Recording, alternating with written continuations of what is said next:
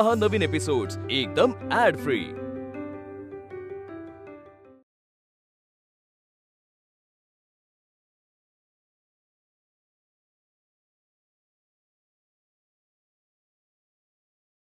मला वाटले मला स्वयंपाकातले काहीच येत नाही, पाहते तर काय मला खूप काही येते, पण यांना तर साधी चूल सुद्धा पेटवता येत नाही। जरा शिकवायला हवे यांना। छे, चूल पेटवायला शिकून मी काय करू? मला काय भाकऱ्या थापायच्या आहेत का? काय हरकत आहे, तेवढीच तुमच्या आईला मदत तरी होईल ना। तुम्ही आपल्या आईला मदत करायचे बघा, माझे मी पाहून घेईन।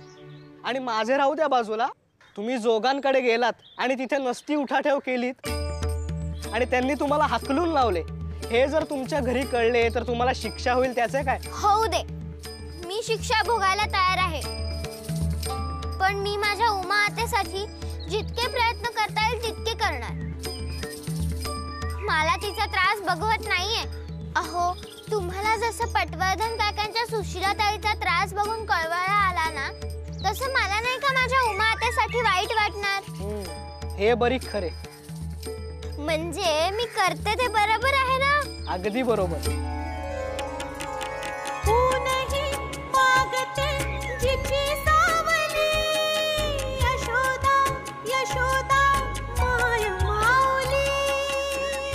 वा वा वा वा वा, याला म्हणतात जोडीदार।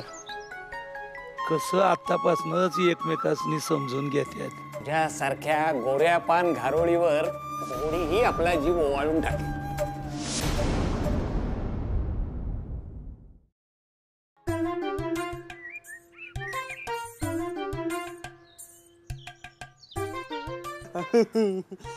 मोजडी मोजडी चिकट चिकट।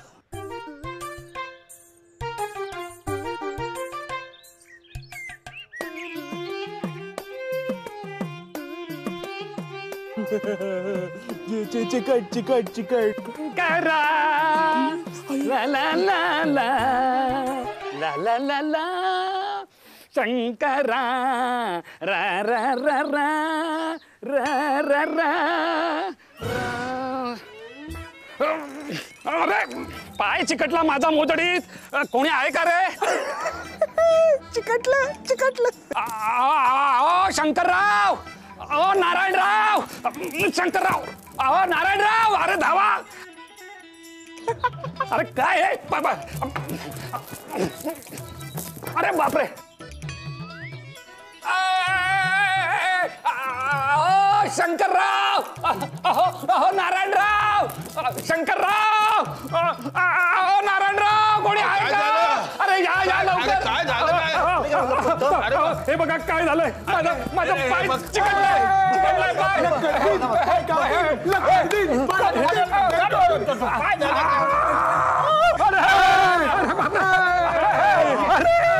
अरे काय करताय रे?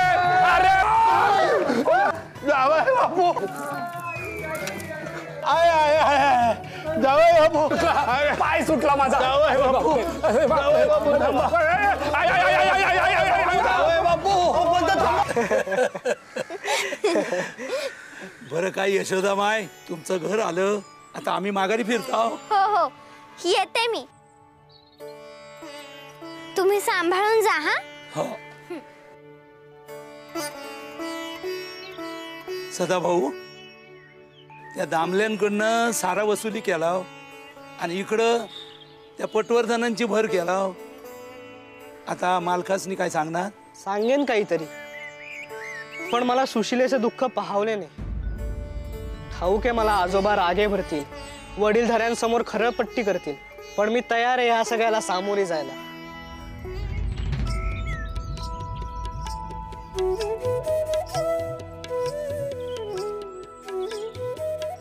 पांडुरंगा, पर काय जोडा बनवलास तू? एकीच्या मनात पिरमाचा झरा वाहतोय आणि एकाच्या मनात समुद्र सारखी माया साठवली। तुझी लीला आगाध आहे पांडुरंगा।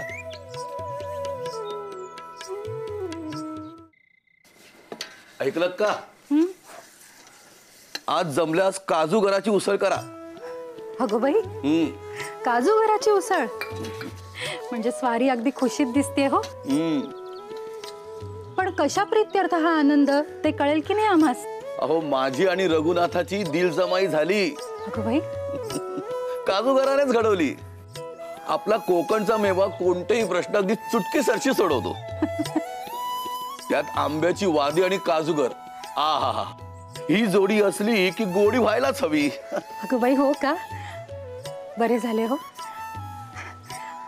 आणि सांगू का, आम्हा दोघींच्या मनातीलही जळमटे दूर केली हो सासूबाईंनी. वा, ती कशी काय? गोविंद गोविंद म्हणजे असे की एकमेकींची उणी धोणी काढायची नाहीत आता. आणि काही खटकलेच तर सासूबाई म्हणाल्या की गोविंद गोविंद असे म्हणायचे. अर्थात गोदा ऐकायची नाही, परंतु जाऊ दे. काही का असे ना, काकूने लक्ष घातले हे खूप झाले. झाले गावभर उन्हाळून. तुम्ही मोकाट फिरताय आणि काकांची बोलणी आम्हाला खावी लागते. अगं, परचुऱ्यांचे नाक कापण्याचा चंगच बांधलेस का तू? आम्हाला मान खाली घालायला लावणाऱ्या असे नव्या नव्या कल्पना येतात तरी कुठून तुझ्या डोक्यात म्हणतो मी? त्या जोगांकडे जाऊन भलता अगोचरपणा करायची काही गरज होती का? पण नाना, मातेला नाही करायचे त्यांच्याशी लग्न. तिला खूप वाईट वाटते. म्हणून मी काय? म्हणून हवे तर माझ्याशी लग्न करा, पण उमा आत्ते सोडा असं म्हणालीस तू? कार्टे, तुझ्या या बोलण्याचा अर्थ तरी कळतो का तूस? परमेश्वरा, अरे काय रत्न पोटी घातलेस रे माझ्या. हे बघ बयो, हात सोडतो मी तुझ्या समोर. हे असले नसते उद्योग बंद कर आणि मुकाट्याने घरात बसून राहा. न सांगता सवरता घराबाहेर पडलीस तर तंगड तोडून ठेवीन तुझं.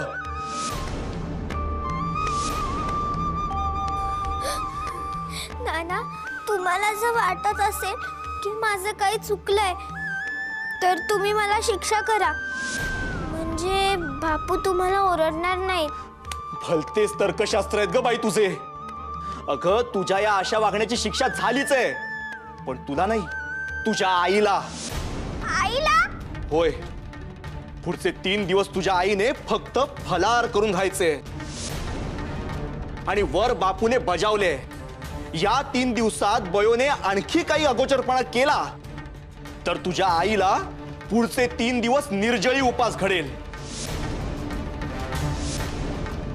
पण माझी शिक्षा माझ्या आईला का? अगं, हे सगळं केल्याने तुझ्या डोक्यात अक्कल येईल असे बापूस वाटते.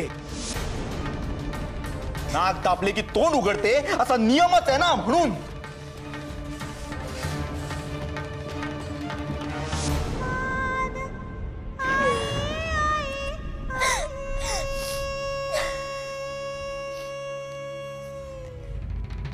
आता राहिला प्रश्न तो आपल्या सदाशिवाचा.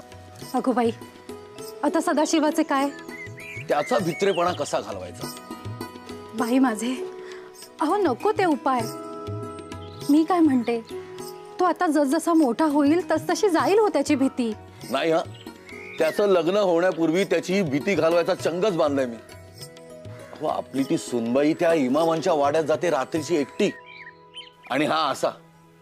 अहो, ती बयो सडदिशी बोलून टाकणारी आहे. उद्या ह्याला भित्रा म्हणाली तर मला खपायचं नाही. आज रात्रभर मी सदाशिवाला माडीवरच्या खोलीत एकट्याला झोपवणार आहे. काय? आता यात मला मोडता नकोय. हा, तुम्हाला तुमच्या मुलात सुधारणा नकोय का? हो, पण मग मला कठोर निर्णय घ्यावेच लागतील. हो. अहो पण मी काय म्हणते, कमालच झाली बाई. गोविंद गोविंद गोविंद गोविंद गोविंद गोविंद. आई, चूक माझी आणि शिक्षा मात्र तुला. आणि असे चुकले तरी काय माझे? उमा आत्याचा त्रास मला बघवत नव्हता म्हणून मी त्या आजोबांकडे गेले. भयो, आजोबा नको म्हणूस त्यास. उमेचे लग्न व्हायचंय त्यांच्याशी. पण नको ना ग आई तिला ते. तरी कोणीच का काही बोलत नाहीये? का मोडत नाहीयेत लग्न?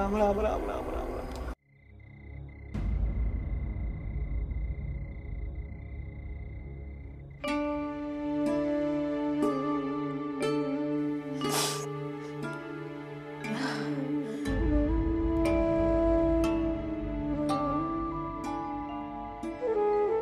उमे चल बाई 4 घास खाऊन घे बरं. नकोय मला.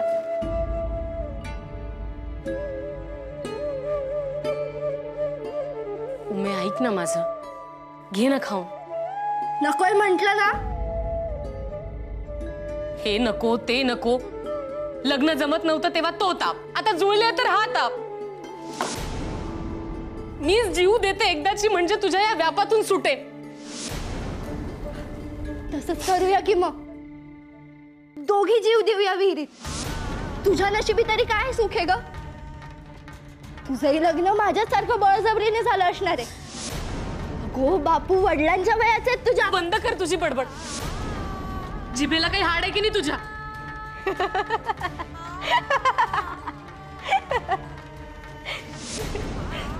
खरं बोललेलं झोंबलं ना.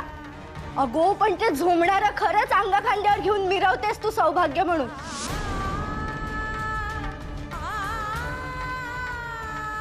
कळायला लागल्यापासून तुझी घुसमट बघतेय मी. आधी अर्थ कळत नव्हता, पण त्या जोगाची नजर पाहून त्या सगळे कळायला लागले. हे चाललाय आपण विहिरीत उडी मारू आणि ना संपवूया सगळं एकदाच. म्हणजे कसं काय बोलतेस? बुडप आणि सगळा त्रास संपला. चल चल. उमे माझा ऐक. उमे माझा ऐक. अगं गप्प बस.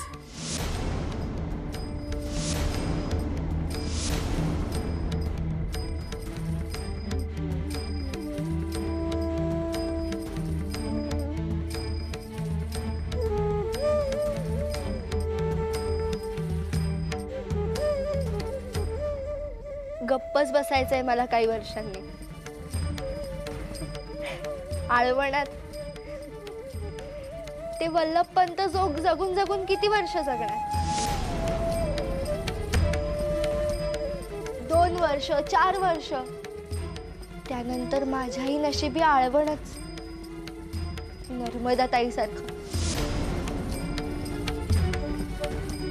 दुसऱ्याच्या ताटातलं उष्ट होऊन राहावं लागणार. असं जगण्यापेक्षा मरण काय वाईट.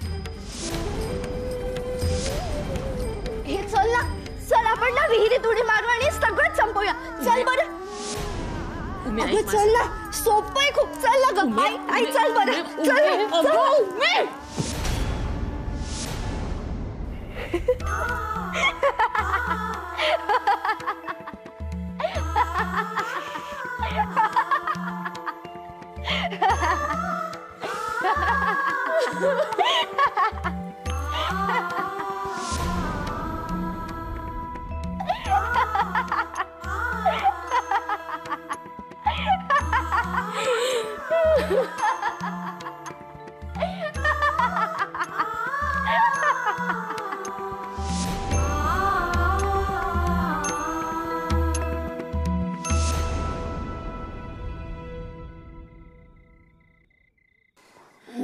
बारको, वहिनी काय हो, काय झाला? माका बोलवायचा ना, मी इल असं. काय सांगू आता, नेहमीचेच. सदाशिवास माडीवरच्या खोलीत धाडले, एकट्याच निजायास. नको नको म्हणत होते पोर, पण ऐकले नाही हो यांनी. मग मी असा करू काय? मी जाऊ त्याच्या वांगडा झोपाय? जाशील बारकोबा? तर पण बघ हो, बोलणी खावी लागतील यांची. बोलले तर बोलले, माका काय वाईट नाही वाटणार. काय समजलं? पण लेकरू तिकडे घाबरत ना, म्हणून जातोय. बरे, गुपचूप जाहो आणि सोबत करियास. नाहीतर बिचारे माझ्या पोरास भीतीने ताप भरायचा. नाही नाही, तुम्ही काळजी करू नको, मी जाते ना. अरे हो वहिनीनू, बरी आठवण झाली. पटवर्धन काकांनी सदाशिवान दिले 2 रुपये तुमका देव माझ्याकडे दिले. सदाशिवाने पटवर्धनांना दिले? होय. आता हे काय नवीन?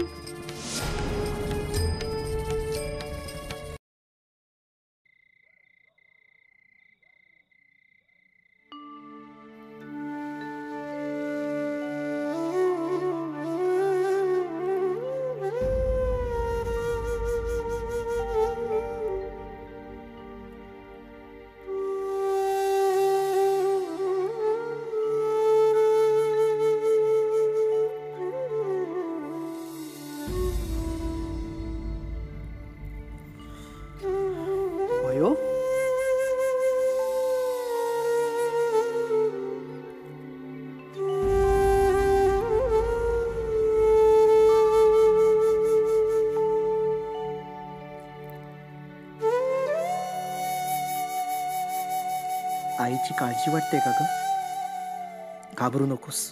बापू आजोबांनी तुझ्या आईला शिक्षा दिली खरी, पण मी फळं दिली आहेत तिला खायला. उपासाचा त्रास होणार नाही तिला.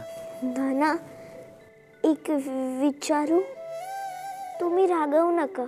नाही बाळा, नाही रागवणार. विचार. माझे वागणे खरेच चुकते का हो?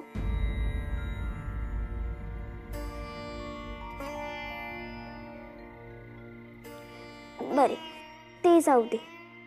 पण माझे भाऊ, महादेव, गणपत, बापू, तुम्ही, प्रभाकर दादा, जनार्दन मामा किंवा घरातले इतर कोणीही पुरुष कितीही चुकले तरी त्यांना शिक्षा होत नाही. फक्त आम्हा बायकांनाच का शिक्षा होते नेहमी?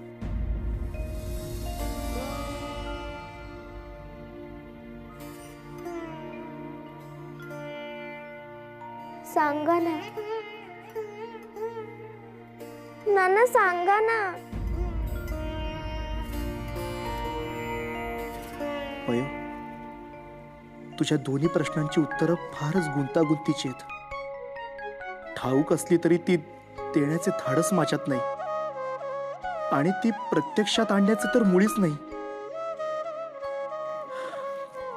पण तुझे आजोबा म्हणजेच माझे तीर्थरूप, त्यांच्यात हे धाडस होते त्या उत्तरांचे शिवधनुष्य उचलून धरतानाच ते गेले देवाघरी. पण त्याने ते धनुष्य खाली ठेवले नाही, मृत्यू पत्करली.